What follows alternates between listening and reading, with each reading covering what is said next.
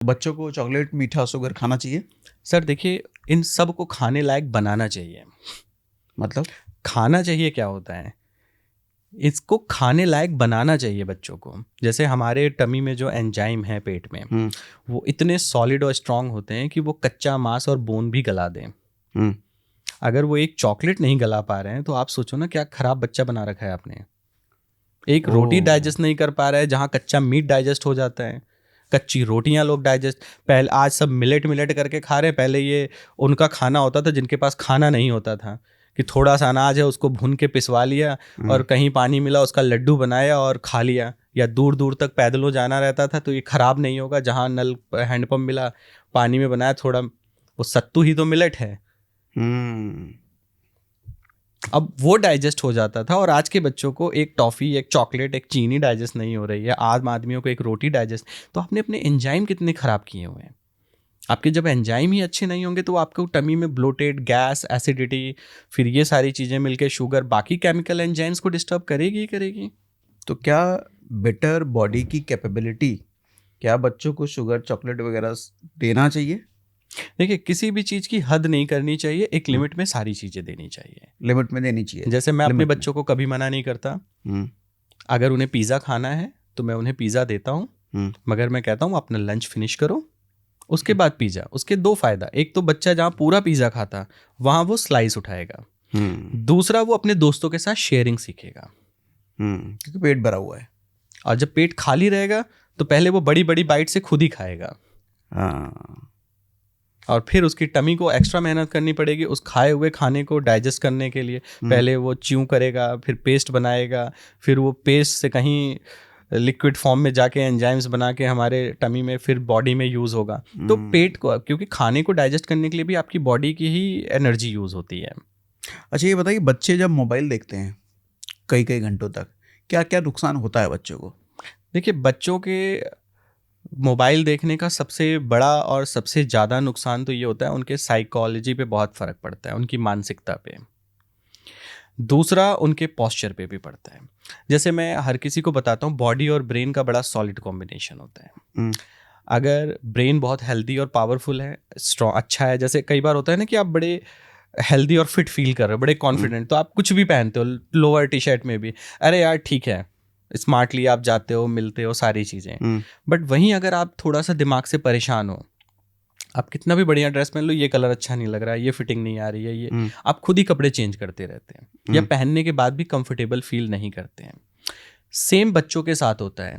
अगर वो फ़ोन घंटों बैठ के बेड पे चला रहे हैं तो अभी क्या है, उनकी ग्रोइंग एज है। जैसे आज के टाइम में आपने देखा होगा कि कुछ लोगों की फार्मिंग बड़ी डिफरेंट टाइप की है, वो छोटे छोटे से शेप के, हार्ट शेप के, कुछ कुछ डिफरेंट शेप के, बचपन से ही उसमें एप्पल को डाल देंगे या कुछ कुछ वेजिटेबल्स को, वो उसी शेप का बड़ा हो जाता है। ठीक है। हाँ। और कुछ प्लांट्स को भी वैसे ही, कि लोहे का उन्होंने हिरन बना दिया है, एलिफेंट्स बना दिया है, एंड उसके अंदर एक बेल डाल दी है, वो धीरे धीरे पूरा ग्रीन, तो एलिफेंट वाला पेड़ बन जाता है। हाँ। सेम बच्चा अभी ग्रोइंग एज में है, अगर वो घंटों सर झुका के फ़ोन चला रहा है तो उसकी ग्रोथ भी उसी तरीके से, उसकी मसल्स उसी अकॉर्डिंगली जाएगी, स्केलेटल उसी तरीके से जा रहा होता है। यही रीज़न है कि आज के टाइम में बच्चों में सबसे ज़्यादा जॉइंट्स प्रॉब्लम, मैक्सिमम मेरी क्लिनिक में आते हैं, उनको जॉइंट्स में पेन, की लेग्स में पेन आ रहा है, बच्चा जंप कम कर रहा है, बहुत ज़्यादा मोबाइल देखने की वजह से उनके एक्सेंट चेंज हो जाते हैं। क्योंकि होता क्या है कि हम जिस तरीके से बातें कर रहे हैं, बच्चा हमें कॉपी कर रहा होता है। जब अब वो फ़ोन यूज़ कर रहा होता है तो वो फ़ोन की लैंग्वेज कॉपी कर रहा होता है। अब उसमें किस कैरेक्टर को वो पसंद करता है। जैसे कई बच्चे मेरे पास आते हैं, वो उसी एक्सेंट में बात करना शुरू कर देते हैं, तो उनकी ड्रूलिंग आना या उनकी स्पीच क्लियर नहीं होना। दूसरा चीज़ क्या होता है कि बड़ा इजी सा है कि आप अपनी आंखें बड़ी करो, ऑटोमेटिक आपकी ब्रेथ बड़ी हो जाती है। आप आंखों से भी योगा कर सकते हैं। ओके। आप अपनी आंखें बड़ी करिए और सांस हल्की लेके देखिए, नहीं आएगी। मतलब आंखें बड़ी की तो मतलब ऐसा लगा कि ब्रीदिंग हुई बहुत तेजी से होगी, कोई भी ऐसे कर ले, और जस्ट आंखें अपनी बिल्कुल छोटी ऐसे कर लो, ऐसे करके, और अब जोर से सांस लेके देखो बिना आंखें खोले, नहीं हो रहा, नहीं ऐसा लग रहा है ये भी बंद हो गया है। सेम अगर आप फोन देखते हैं तो जस्ट ये बैंड और आइज बिल्कुल हल्की, बड़ी आंखें करके कोई नहीं देखता जब तक कि मोबाइल यहाँ नहीं लेके आए या आइज वीक हो, तो ऑटोमेटिक आप सैलो ब्रेथ पे चले जाते हो। अच्छा, मतलब फोन अगर देख रहे हैं तो आंखें ऐसी छोटी सी है, तो ब्रीदिंग भी हल्की हो रही है, ऑब्वियसली तो इसका मतलब वो बॉडी में ऑक्सीजन की भी कमी करेगा। ऑब्वियसली आप सैलो ब्रेथ पे जा रहे हो, तो मतलब ज्यादा मोबाइल देखने से बॉडी में ऑक्सीजन की कमी। बॉडी में ऑक्सीजन की कमी है। इसीलिए जो लोग बहुत ज़्यादा फ़ोन चलाते हैं आप उनको कहिए जंप वम्प करके देखें, नहीं करेंगे। इसीलिए एक प्रोफेशनल स्पोर्ट एकेडमी का कोच हम सबसे पहले बच्चों की मोबाइल और फालतू एक्टिविटी बंद करवाता है, क्योंकि ऑक्सीजन ही आपकी बॉडी को लाइट वेटेड बनाती है। तो पहली चीज़ क्या हुई, आपकी आइस जैसे डाउन हुई, बॉडी में ऑक्सीजन कम हुआ। दूसरा, आपने फॉरवर्ड बैंड कर लिया। अब ऐसे करके भी आप जोर से सांस नहीं ले सकते। अब बच्चा क्या कर रहा है, ऐसे बैठ के फोन चला रहे हैं, ऐसे करके फिर तो वो सांस ऐसे ही लिया बैठ के लिखता है, तो उसने सांस ली ही नहीं ढंग से।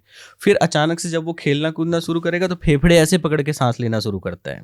अच्छा, तो कहीं ना कहीं धीरे धीरे आप अपनी लंग्स खराब कर रहे हो।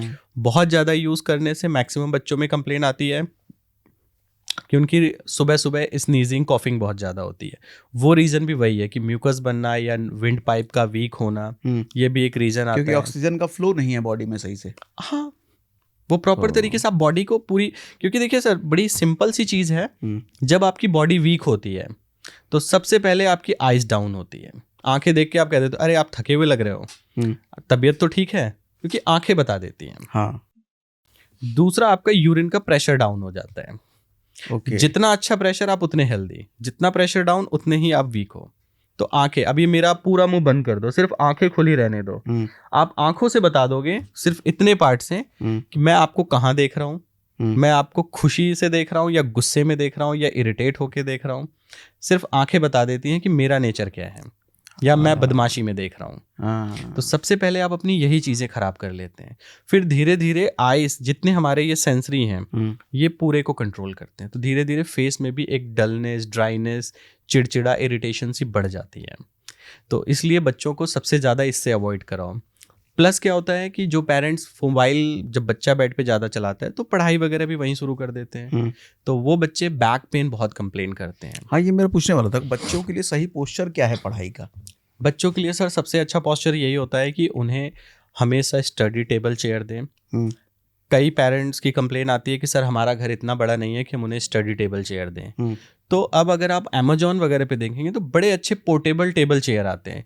मैं बेड टेबल की बात बिल्कुल नहीं कर रहा। एक नॉर्मल आता है, जस्ट आपके चेस्ट साइड पे आ जाएगा और उसके फ्रेम जो है वो बेड के अंदर चले जाते हैं। 1000-1200 रुपए के आते हैं। आप बैठ के पढ़ाओ उस पर।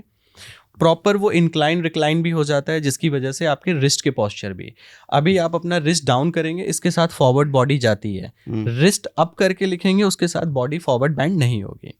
जितने भी मजिस्ट्रेट या जजेस या ये डीएम एसपी, आप उनके टेबल्स पे देखेंगे, प्रोफेशनल टेबल पे एक ग्लास का ऐसे स्लोप होता है, उसके ऊपर वो राइटिंग करते हैं, क्योंकि जब उस पे करते हैं तो आपकी बॉडी स्ट्रेट होती है। इस पोजीशन में अगर आप लिखते हैं तो बॉडी हमेशा स्ट्रेट होती है, बट ये चीज डाउन है और ऑटोमेटिक इस तरीके से, तो आप मैक्सिमम फॉरवर्ड बैंड होके लिखेंगे।